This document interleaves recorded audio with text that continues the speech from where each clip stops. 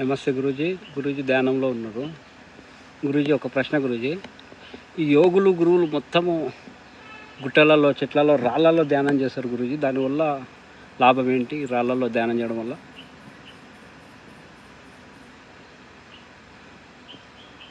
చాలా చక్కటి ప్రశ్న వేశారు.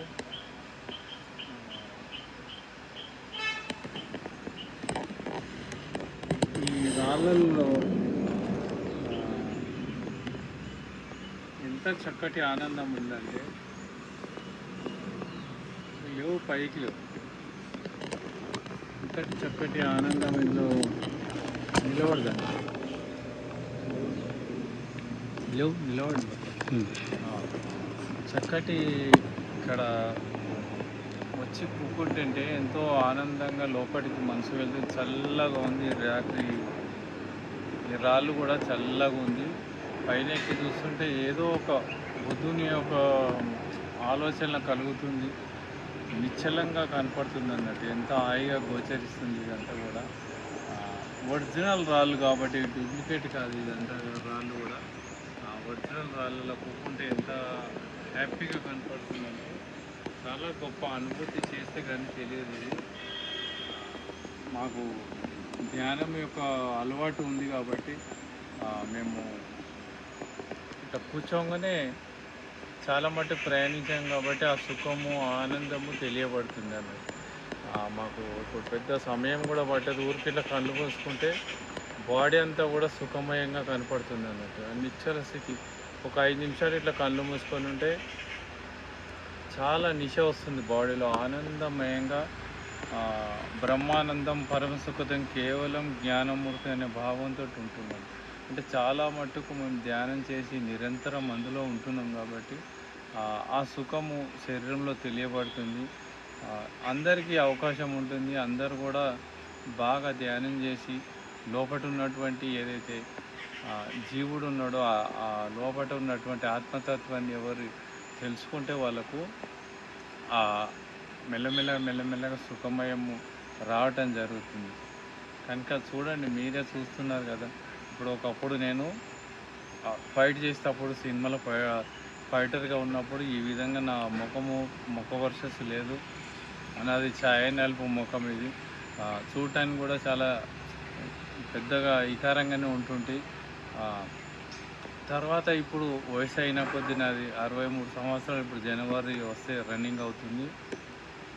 అయినప్పటికీ కూడా మనం వయసు పెరిగిన కొద్దీ ఇంకా గ్లామర్ మనకు పెరుగుతుంది. ఇంకా కొంచెం ఉన్నతంగా, ఒక అట్రాక్షన్గా, ఒక బ్రహ్మ తేజస్గా, ఒక ఋషిలాగా కనపడటం జరుగుతుంది.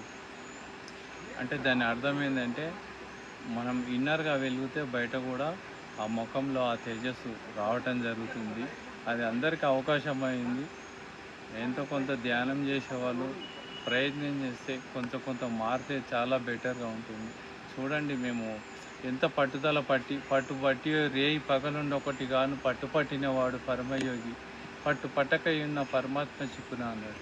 అంటే నిరంతరము దాంట్లో నుండి రాత్రి పగలు తేడా తెలియకుండా అన్ని పనులు చేస్తూ కూడా ఆ పరమాత్మలే మైండ్ తిరుగుతూ ఉంటే దాన్ని ముముక్షత్వం అంటారు.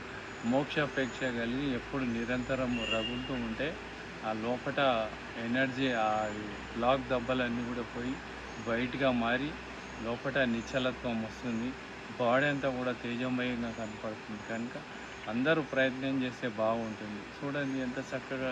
నాకెందుకో ఇక్కడ రాగానే వీటిల పైన కూకొని కాసేపు ధ్యానం చేద్దామనే ఆలోచన వచ్చింది.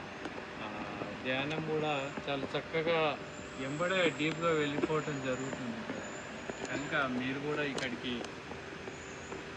వచ్చినప్పుడు కూడా ఇక్కడ ఒక ర్యాక్స్ ఉంటుంది. పక్కపట్టి సూర్య యొక్క దేవాలయం. అంటే ఇక్కడ Ramoji film city 3 star hotel పక్కకే ఇక్కడ 3 స్టార్ హోటల్ కూడా ఉంది. చూడండి, చూపెట్టండి 3 స్టార్ హోటల్స్ అక్కడ దాని పక్కకే ఉంటుంది ర్యాక్స్. అంటే ఇదంతా టోటల్గా ఒరిజినల్ బండలతోటే ఉంటుంది. కనుక దీన్ని కూడా ఒక ఆహ్లాదంగా బాగా చేశారు ఇక్కడ.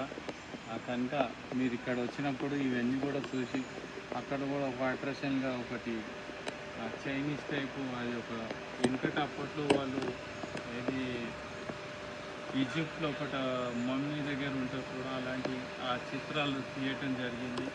ఇవన్నీ కూడా పిల్లలకు చాలా చక్కగా ఆ, చూపెడితే వాళ్ళు చాలా ఆనందిస్తారు. ఇదంతా కూడా చాలా పెద్దది కాబట్టి అక్కడక్కడ చూస్తే బాగుంటుంది అది. దాని గురించి అలా మీరు చూసి మీరు కూడా ఆహ్లాదకరం చేస్తూ ఇంట్లో కూకొని కూడా ధ్యానం చేసుకొని మనశ్శాంతితో ఒకరినొకరు అర్థం చేసుకొని ముందుకు పోతే బాగుంటుందనే ఉద్దేశంతో నేను ఈ వీడియో చేయటం జరుగుతుంది.